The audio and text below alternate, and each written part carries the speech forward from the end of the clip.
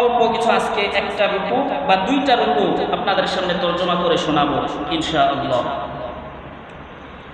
প্রথমেই সূরাতুল বাকারা, যে আমার সামনে যে কিতাবটা তাফসীরে জালালাইন, সেখানে সূরা বাকারা দিয়ে শুরু হয়েছে। কোন সূরা দিয়ে শুরু করছেন? সূরা বাকারা দিয়ে। তার কারণ হলো মূলত এই কিতাবটা লিখছে উস্তাদ এবং শাগরেদ দুইজন মিলে। উস্তাদ এবং শাগরেদ দুইজন মিলে, উস্তাদ ছাত্র। একজনের নাম জালালউদ্দিন মুহাল্লি উস্তাদ, আরেকজন নাম জালালউদ্দিন সুয়ুতি ছাত্র। তো এবার জালালউদ্দিন মুহাল্লি রহমাতুল্লাহি আলাইহি, যিনি উস্তাদ, উনি তাফসীর লেখা শুরু করছেন। তো শুরু করার সময় তার মনের মধ্যে বাড়ি দিছে যে আমি হয়তো এই তাফসীরটা লিখে সম্পূর্ণ শেষ করতে পারবো না, আমার হায়াত ততটুকু বাকি নাই। এই জন্য তিনি কি করলেন, তিনি শুরুতেই সূরা ফাতিহা তাফসীর লিখলেন। লিখার পরে এরপরে তিনি সূরাতুল কাহফ থেকে বাকি শেষ অর্ধেক, এই শেষ অর্ধেক কোরআনের শব্দগুলো একটু কঠিন, এই জন্য উস্তাদ চিন্তা করলেন এই কঠিন অংশটা আগে শেষ করে দিই, সহজ অংশটা তো যে কেউ লিখতে পারবে। এই জন্য তিনি শেষের অংশটা লিখলেন। লিখার পরে ঠিকই তার ইন্তেকাল হয়ে গেছে।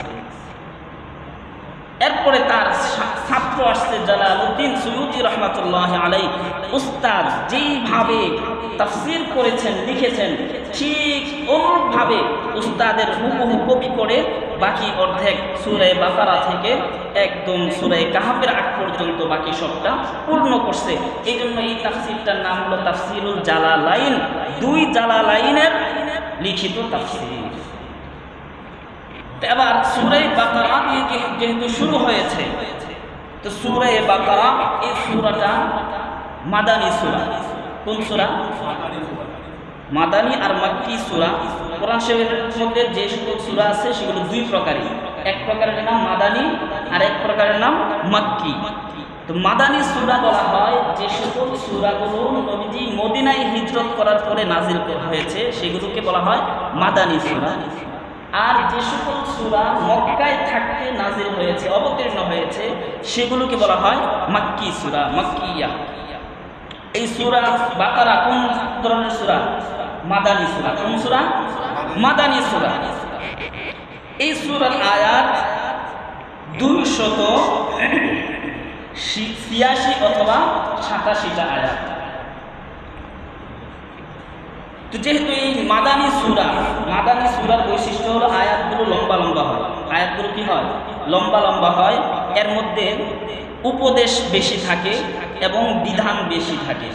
আর মক্কি সূরার মধ্যে বিধান কম থাকে কিন্তু আয়াতগুলো হয় ছোট ছোট।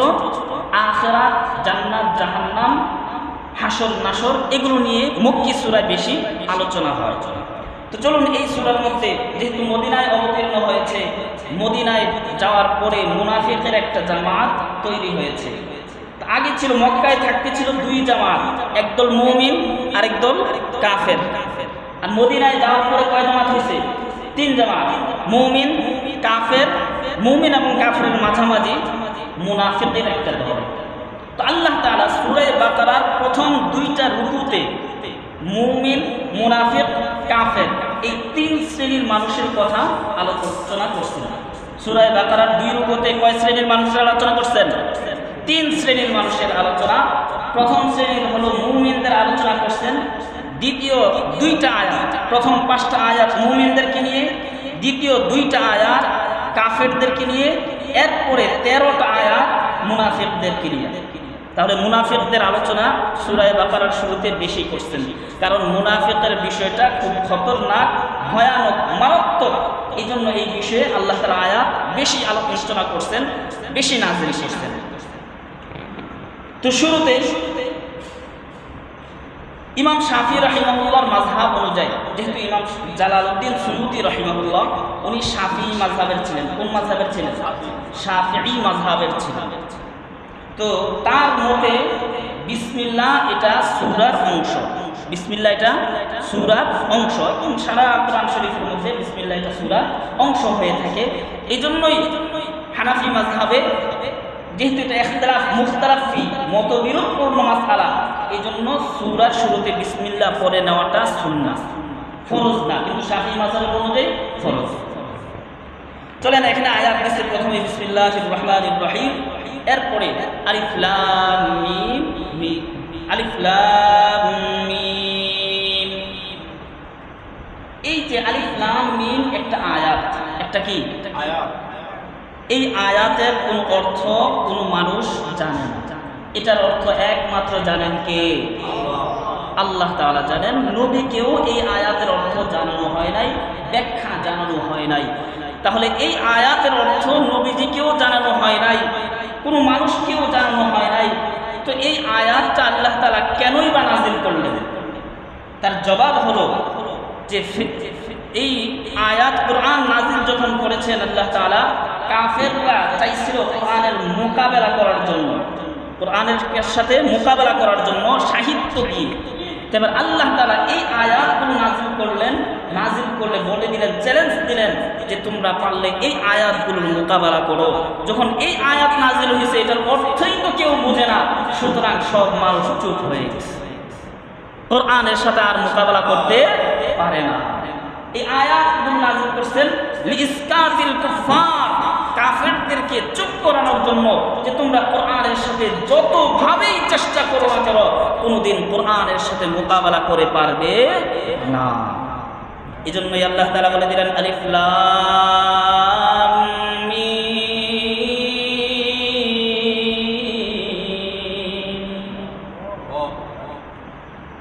এখানে আরেকটা মাসআলা, আমাদের অনেকেই বলে, বিশেষ করে জামাত ইসলাম বা আহলে হাদিস বা এই জাতীয় কিছু আরো কিছু মানুষ আছে, আহলে কোরআন আছে বা হিজবুত তাওহীদ একটা সংগঠন আছে, যেটা ফিতনাবাজ, মানুষের ঈমান নিয়ে খেলা করে। এরা বলে অর্থ না বুঝে কোরআন পড়লে কোনো লাভ হয় না, সওয়াব হয় না। আমি তাদেরকে প্রশ্ন করতে চাই, আলিফ লাম মিমের অর্থ কি? এটার অর্থ কেউ জানে? তাফসীরে জালালাইনের মধ্যে তিনি নিজেই বলেছেন, আল্লাহু আ'লামু বিমুরাদিহি বিযালিক, এই আলিফ লাম মিম এর অর্থ কি সেটা একমাত্র আল্লাহ তাআলাই ভালো জানেন।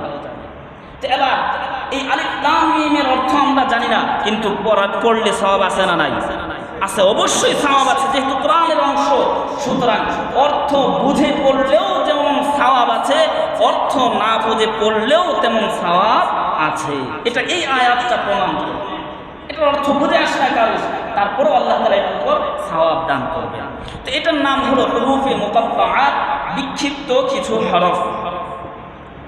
এরপরের অংশ 2 নম্বর আয়াত, আল্লাহ তাআলা বলেন যালিকাল কিতাবু লা রাইবা ফীহি হুদাল লিল মুত্তাকিন।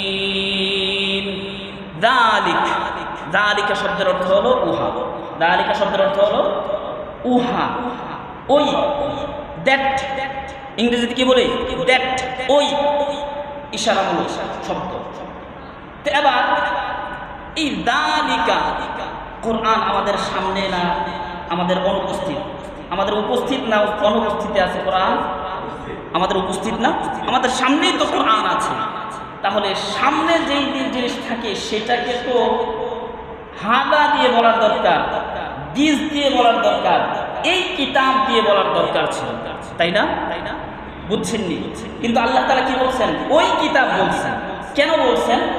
তো এটার ব্যাখ্যায় মুফাসসিরিন কিরাম 2টা ব্যাখ্যা লিখছেন। একটা হলো যে যালিকা, এটা হাজার অর্থে আসছে, আর হাজার জায়গায় যালিকা বলা হয়েছে কেন? কোরআনের মর্যাদা বোঝানোর জন্য। অর্থাৎ কিভাবে? বলে এটা ওই কিতাব যেটা আরশে আজিমে আছে, সুবহানাল্লাহ। এই মর্যাদা বোঝানোর জন্য যালিকা, হাজার জায়গায় যালিকা কাছের ইশারা বাদ দিয়ে তার জায়গায় দূরবর্তী ইশারা ব্যবহার করা হয়েছে। এটা হলো 1 নম্বর ব্যাখ্যা। 2 নম্বর ব্যাখ্যা, এই যালিকার আগে একটা হাজা মুবতাদা, মানে একটা শব্দ উজ্জ আছে, লুকায়িত আছে, সেই শব্দটা হলো হাদা। তখন তার অর্থ হবে হাদা যালিকাল কিতাব আল্লাযী উনজিলা ফিত তাওরাত, যে এটাই হলো ওই কোরআন যেই কোরআনের কথা আল্লাহ তাআলা তাওরাত, ইনজিল, জাবুর এবং পূর্ববর্তী সমস্ত সহিফা এবং কিতাবের মধ্যে আল্লাহ তাআলা আলোচনা করেছে। এজন্য এই যালিকা শব্দ এখানে ব্যবহার করছেন। যালিকাল কিতাব, এটা ওই কিতাব যেই কিতাবটা আল্লাহ তাআলা যেই কিতাবের কথা তাওরাতের মধ্যে বলে দিয়েছেন, যেই কিতাবের কথা ইনজিল কিতাবের মধ্যে আলোচনা করেছেন, যেই কিতাবের কথা জাবুর নামক কিতাবের মধ্যে আলোচনা করেছেন, পূর্ববর্তী সমস্ত সহিফা সমূহে কোরআনের আলোচনা রয়েছে। এই জন্য সেটা বোঝানোর জন্য যালিকা দিয়ে বললেন। যালিকাল কিতাব, এটা ওই কিতাব আল্লাযী লা রাইবা ফীহি, যার মধ্যে কোনো সন্দেহ নাই। লা রাইবা, রাইবুর অর্থ সন্দেহ, ফীহি তার মধ্যে কোনো সন্দেহ নাই। এখানে একটা প্রশ্ন থাকতে পারে, যদি সন্দেহ নাই থাকে তাহলে কাফেররা কিভাবে সন্দেহ করল? কাফেররা তো সন্দেহ করছে না যে এটা মুহাম্মদের মনে হয় বানানো কিতাব, বা মুহাম্মদ তো জিনের কাছ থেকে হয়তো বলে, অথবা মুহাম্মদ হয়তো ইহুদি খ্রিস্টানদের থেকে শিখে শিখে আমাদেরকে এই কিতাবটা শোনায়। এই সন্দেহ কিন্তু কাফেররা করেছিল। তো এটার জবাব হলো যে আসলে এই কিতাবটার মধ্যে প্রকৃত অর্থে কোনো সন্দেহ নাই। কেউ যদি মিথ্যা সন্দেহ তৈরি করে তাহলে সেই মিথ্যা সন্দেহ তৈরি করলে করতে পারে, কিন্তু আসলে তার মধ্যে কোনো সন্দেহ না। লা রাইবা ফীহি, তার মধ্যে কোনো সন্দেহ নাই। এরপরে আল্লাহ তাআলা বলেন হুদাল লিল মুত্তাকিন, এই কিতাবটা হলো হুদাল মাসদার বিমানা হাদিন, পথ প্রদর্শক, লিল মুত্তাকিন, মুত্তাকিনদের জন্য পথ প্রদর্শক। এখন প্রশ্ন আসতে পারে, কোরআন তো শুধু মুমিনের জন্য নয়, মুত্তাকিদের জন্য নয়, বরং কিয়ামত পর্যন্ত আনেওয়ালা মুসলমান কাফের সবার জন্য, ঠিক না বেঠিক? কোরআন শুধু মুমিনের কিতাব নয়, কোরআন শুধু মুসলমানের কিতাব নয়, বরং কোরআন যেই মানুষটাই মানবে সেই মানুষটাই শান্তি পাবে।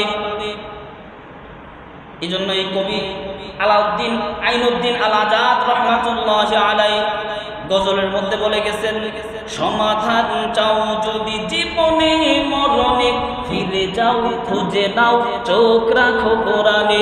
সমাধান এই বাণী সকলের নয় শুধু মুমিনের, যারাই চলবে মেনে ফল পাবে কোরআনের। এই বাণী সকলের নয় শুধু মুমিনের, যারাই চলবে মেনে ফল পাবে কোরআনের। ঘরে মানো কিবা রাষ্ট্রে মানো, ঘরে মানো কিবা রাষ্ট্রে মানো, অশান্তি দূর করে শান্তি আনে। সমাধান চাও যদি জীবনে মরণে, ফিরে যাও খুঁজে নাও চোখ রাখো কোরআনে। তাহলে এই কোরআন শুধু মুমিনের নয়, ঠিক না বেঠিক? এটা সমস্ত বিশ্বজাহানের কোরআন, সমস্ত মানুষের জন্য কল্যাণকর। চাই সে মুমিন হোক, চাই সে কাফের হোক, হিন্দু হোক, বৌদ্ধ হোক, খ্রিস্টান হোক, ইহুদি হোক, যে জাতি হোক না কেন, যদি কোরআনের আইন মানে, কোরআনের নির্দেশনা মানে, তাহলে সেই জাতি মুক্তি পাবে দুনিয়া এবং আখিরাত উভয় জাহানে। এবার আল্লাহ তাআলা বলতেছেন হুদাল লিল মুত্তাকিন, এই কিতাবটা হলো মুত্তাকিনদের জন্য হিদায়াত। অথচ আমরা জানি শুধু মুত্তাকিনদের জন্য নয়, সারা বিশ্বের জন্য হিদায়াত। এবার এই আয়াতে আল্লাহ তাআলা এই শুরু এটা বললেন কেন?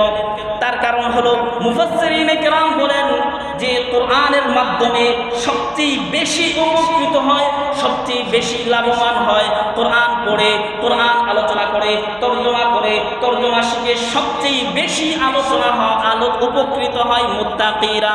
কারা?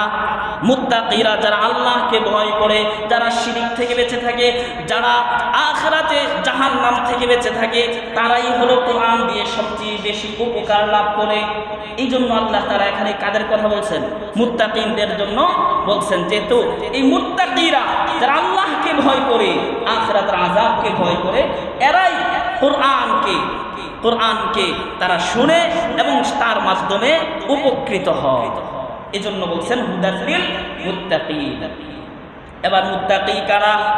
মুত্তাকিনের বৈশিষ্ট্য আল্লাহ তাআলা উল্লেখ করতেছেন, আল্লাযীনা ইউমিনুনা বিল গায়ব ওয়া ইউকিমুনাস সালাহ ওয়া মিম্মা রাযাকনাহুম ইউনফিকুন ওয়াল্লাযীনা ইউমিনুনা বিমা উনজিলা ইলাইকা ওয়া মা উনজিলা মিন ক্বাবলিক ওয়া বিল আখিরাতি হুম ইউকিনুন উলাইকা আলা হুদাম মির রাব্বিহিম ওয়া উলাইকা হুমুল মুফলিহুন। 6 কাজ উল্লেখ করছেন। কয় কাজ? 6টা কাজ। কয়টা কাজ? 6টা কাজ। মুত্তাকি যারা হবে তাদের মধ্যে এই 6টা কাজ থাকবে। 1 নম্বর হলো আল্লাযীনা ইউমিনুনা বিল গায়ব, যারা গায়বের উপর ঈমান আনে। কার উপর? গায়ব শব্দের অর্থ হলো অদৃশ্য, যেটা আমাদের দৃশ্যে নাই, আমাদের চোখের সামনে নাই। জান্নাত কি আমাদের চোখের সামনে না? আমাদের আড়ালে। জান্নাত আমরা দেখছি, জাহান্নাম দেখছি, হাসর নাসর দেখছি নাকি? এই সবগুলো হলো গায়েব। আল্লাহ তাআলাকে আমরা দেখছি নাকি? ফেরেশতা দেখছি নাকি? না, আমরা দেখি নাই। আল্লাহ তাআলা হলো গায়েব। জান্নাত জাহান্নাম, কবরের জগৎ, আলামে বারযাখ, হাসর নাসর এগুলো হলো গায়েব, অনুপস্থিত, অদেখা বস্তু। আল্লাহ তাআলা বলতেছেন মুত্তাকিনদের 1 নম্বর বৈশিষ্ট্য হলো আল্লাযীনা ইউমিনুনা বিল গায়ব। ওই সকল গায়েবের উপর তারা ঈমান আনবে, ওই সকল অদেখা না দেখা বিষয়গুলোকে তারা বিশ্বাস করবে, যে সকল না দেখা বিষয়গুলোর কথা নবীজি তাদেরকে বলে দিয়েছেন। 1 নম্বর বৈশিষ্ট্য কি? গায়েবের উপর ঈমান। গায়েব কি জিনিস? জান্নাত জাহান্নাম, হাসর নাসর, আল্লাহ তাআলা, মিজান, ফুলসিরাত, এগুলো হলো গায়েব। এগুলো কি? এখানে আরেকটু কথা আছে, কথা বেশি লম্বা হয়ে যাচ্ছে। এরপরে সম্পূর্ণ একটু যতটুকু প্রস্তুতি নিয়ে আসছে ততটুকু বলে দিই আপনাদেরকে। গায়েব মূলত 2 প্রকার। গায়েব কত প্রকার? 1 প্রকার গায়েব আছে মানে অদেখা বস্তু, যেটা আমরা দেখি না, অনুপস্থিত, অদৃশ্য। সেই গায়েবগুলো যে আছে সেটার উপর কোনো দলিল নাই, সেটার উপর কি নাই? কোনো দলিল নাই। এই গায়েবের কথা আল্লাহ তাআলা বলছেন এক আয়াতের মধ্যে, ওয়াইনদাহু মাফাতিহুল গায়বি লা ইয়ালামুহা ইল্লা হু, যে আল্লাহ তাআলার কাছে গায়েবের চাবিকাঠিটা আল্লাহর কাছে আছে। আল্লাহ তাআলা ছাড়া এই গায়েবের বিষয়গুলো দ্বিতীয় আর কেউ জানে না। এই গায়েবের পরিমাণ হলো 5টা জিনিস। কয়টা জিনিস? আল্লাহ তাআলা অন্য আয়াতে বলছেন, يا أيها الناس اتقوا ربكم واخشوا يوما لا يجزي والد عن ولده ولا مولود هو جاز عن والده شيئا إن وعد الله حق فلا تغرنكم الحياة الدنيا ولا يغرنكم بالله الغرور إن الله عنده علم الساعة। 1 নম্বর হলো কিয়ামতের জ্ঞান। কিয়ামত কবে হবে, কখন হবে, কোন দিন হবে, কোন সময়ে হবে, এটা একমাত্র জানেন কে? ইন্নাল্লাহা ইনদাহু ইলমুস সাআহ ওয়া ইউনাজ্জিলুল গায়ব। বিশ্বের কোন জায়গায় কখন কি পরিমাণ বৃষ্টি হবে সেটা একমাত্র জানেন কে? 2 নম্বর ওয়া ইউনাজ্জিলুল গায়ব ওয়া ইয়ালামু মা ফিল আরহাম। মায়ের রেহেমের ভিতরে সন্তানটা কি ভাগ্যবান হবে না হতভাগা হবে, মুমিন হবে নাকি কাফের হবে, সফল হবে নাকি বিফল হবে, এটা একমাত্র জানেন কে? ওয়া ইয়ালামু মা ফিল আরহাম ওয়া মা তাদরি নাফসুম মাযা তাকসিবু গাদা। আগামীকাল বান্দা কোথায় যাবে, কি উপার্জন করবে, কি খাবে, এটাও একমাত্র জানেন কে? 5 নম্বর وَيَعْلَمُ مَا فِي الْأَرْحَامِ وَمَا تَدْرِي نَفْسٌ مَاذَا تَكْسِبُ غَدًا وَمَا تَدْرِي نَفْسٌ بِأَيِّ أَرْضٍ تَمُوتُ। বান্দা কোন জমিনে কোথায় গিয়ে মৃত্যুবরণ করবে সেই জমিন সেই জায়গাটা জানেন একমাত্র কে? এই পাঁচটা ইলমুল গায়ব, এটার উপর কোনো প্রমাণ নাই, দলিল নাই। এটা আল্লাহ তাআলা ছাড়া অন্য কোনো মানুষ এটা জানে না। এটাকে বলা হয়, এটা ওয়াইন্দাহু মাফাতিহুল গায়ব, আল্লাহ তাআলার কাছে এর চাবিকাঠি, এর জ্ঞান একমাত্র আল্লাহ তাআলার কাছে। দ্বিতীয় প্রকার ইলমুল গায়ব হলো ওই সকল গায়েবের বিষয় যেগুলো আল্লাহ তাআলা নবীজিকে জানাইছেন, নবীজি তার উম্মতকে জানাইছেন। এক কথায় যেই গায়েবের উপর দলিল আছে, কোরআন এবং হাদিসে যেই গায়েব অনুপস্থিত, অদেখা, অদৃশ্য বিষয়গুলোর উপর দলিল আছে, সেইগুলো হলো এই আয়াতের মধ্যে গায়েব দ্বারা উদ্দেশ্য। এখানে গায়েব দ্বারা কোন প্রকার উদ্দেশ্য? দ্বিতীয় প্রকার, যেগুলোর উপর দলিল আছে কোরআন এবং হাদিসে, আল্লাহ তাআলা এবং রাসূল বলেছেন, সেই গায়েব হলো এখানে উদ্দেশ্য। তাহলে মুত্তাকিন মুমিনের বৈশিষ্ট্য হবে এক নম্বর, আল্লাযীনা ইউমিনুনা বিল গায়ব। দুই নম্বর, ওয়া ইউকিমুনাস সালাহ। দুই নম্বর মুত্তাকির বৈশিষ্ট্য হলো নামাজ কায়েম করবে। কি করবে? নামাজ কায়েম করবে। আজকে আমরা তো মনে করি যে পীরের কাছে মুরিদ হইলাম আর নামাজ লাগবে না, নামাজ কায়েম করতে হবে না, আমরা বড় মুত্তাকি হয়ে গেছি, নাজাত পেয়ে যাব। না, সূরা বাকারার শুরুতে আল্লাহ তাআলা বলেন, মুত্তাকি যারা নাজাত পাবে, যারা মুক্তি পাবে, তাদের দুই নম্বর গুণ হবে তারা নামাজ কায়েম করবে। শুধু নামাজ কায়েম করার অর্থ একা পড়লে হবে না, নিজে পড়বে, নিজের পরিবার পরিজনদেরকে পড়াবে, নিজের অধীনস্থদেরকে পড়াবে। শ্রমিক রাখছে, আজানের সময় দেখা গেছে অনেক মুসল্লি এমন আছে, তাদেরকে বলে তোমরা কাজ চালাও, আমি নামাজ পড়ে আসি। শ্রমিকদেরকে দিয়ে কাজ করায়, সে নামাজ পড়ে আসে না। ইউকিমুনাস সালাহ, নামাজ কায়েম করবে, সে নিজেও পড়বে, অধীনস্থ শ্রমিক চাকর নকর যারা আছে তাদেরকেও নামাজ পড়াবে। এটা হবে মুমিনের দুই নম্বর বৈশিষ্ট্য। তিন নম্বর, ওয়া মিম্মা রাযাকনাহুম ইউনফিকুন। আমি আল্লাহ মুত্তাকিনদেরকে যে সকল রিজিক দিয়েছি, যতটুকু পরিমাণ সম্পদ দিয়েছি, সেই সম্পদ থেকে তারা আল্লাহর রাস্তায় ব্যয় করবে, আল্লাহর রাস্তায় খরচ করবে। মসজিদে দিবে, মাদ্রাসায় দিবে, ইতিম গরিবদেরকে দিবে, যেখানে প্রয়োজন সামাজিক কল্যাণ সেখানে দান করবে। এটা হলো কয় নম্বর বৈশিষ্ট্য? মুত্তাকির তিন নম্বর বৈশিষ্ট্য। চার নম্বর আল্লাহ তাআলা বলেন, ওয়াল্লাযীনা ইউমিনুনা বিমা উনজিলা ইলাইক। ওই সকল মুত্তাকিন হলো তারা যাদের চার নম্বর বৈশিষ্ট্য হবে, আপনার উপর আমি আল্লাহ যে কোরআন নাজিল করেছি, সেই কোরআনের উপর কোনো প্রশ্ন করা ছাড়া, কোনো কথা বলা ছাড়া এক বাক্যে ঈমান আনবে। বলে দিবে, আমানতু বিল্লাহি ওয়া মা উনজিলা ইলাই।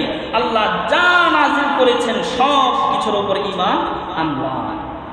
এজন্যই মুমিন কোনদিন তাওরাতের উপর অবিশ্বাস করে না, তাওরাত কিতাবকে অস্বীকার করতে পারে না। খ্রিস্টানরা অনেক সময় বাইবেল নিয়ে আসে, কি নিয়ে আসে? বাইবেল নিয়ে আসে। ইহুদিরা বাইবেল কিতাব নিয়ে আসে, এসে বলতেছে এটা হলো তাওরাত, এটা হলো ইনজিল, এমন কথা তারা বলে। তখন আমাদের মুমিনদেরকে সতর্ক থেকে বলতে হবে যে তোমরা যা বলার বলতেছো ঠিক আছে, কিন্তু আমাদের বক্তব্য হলো আল্লাহ তাআলা ঈসা নবীর উপর যে ইনজিল কিতাব আনছেন সেটাকে আমরা মানি, যদিও এটা আমরা মানি না। এটা আমরা, এই বাইবেল তোমাদের পরিবর্তনকৃত কিতাব, এই বাইবেল আমরা মানি না। আমরা মানি ওই বাইবেল, ওই ইনজিল কিতাব যেটা আল্লাহ তাআলা নবী ঈসার উপর নাজিল করেছেন। তোমরা ইহুদিরা যে বাইবেল নিয়ে আসছো সেই বাইবেল আমরা মানি না, বিশ্বাস করি না, বরং আমরা ওই তাওরাত কিতাব এর উপর ঈমান এনেছি, যেই তাওরাত কিতাব আল্লাহ তাআলা হযরত মূসা আলাইহিস সালামের উপর নাজিল করেছেন। এটা হবে মুমিনের বক্তব্য এক নম্বর। তো এরপরে বলছেন, ওয়াল্লাযীনা ইউমিনুনা বিমা উনজিলা ইলাইক ওয়া মা উনজিলা মিন ক্বাবলিক। আপনার পূর্বে যত কিতাব নাজিল হয়েছে সবগুলোর উপর মুত্তাকিনরা বিশ্বাস করবে। এরপরে 6 নম্বর হলো বিল আখিরাতি হুম ইউকিনুন। তারা আখিরাতের উপর বিশ্বাস করবে, দৃঢ় বিশ্বাস করবে। আখিরাতকে কি করবে?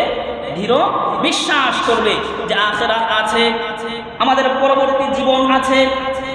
সর্বশেষ দিন কিয়ামতের দিন সংগঠিত হবে। এই কথাগুলোর উপর মুমিন মুত্তাকিরা বিশ্বাস করবে।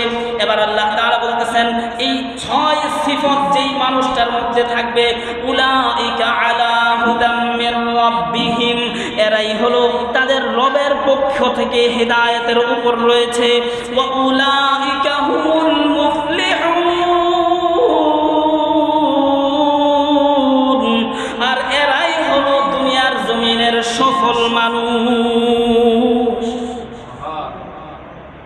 সফল কারা? এই 6 গুণে গুণান্বিত যারা, এরাই হলো সফল মানুষ।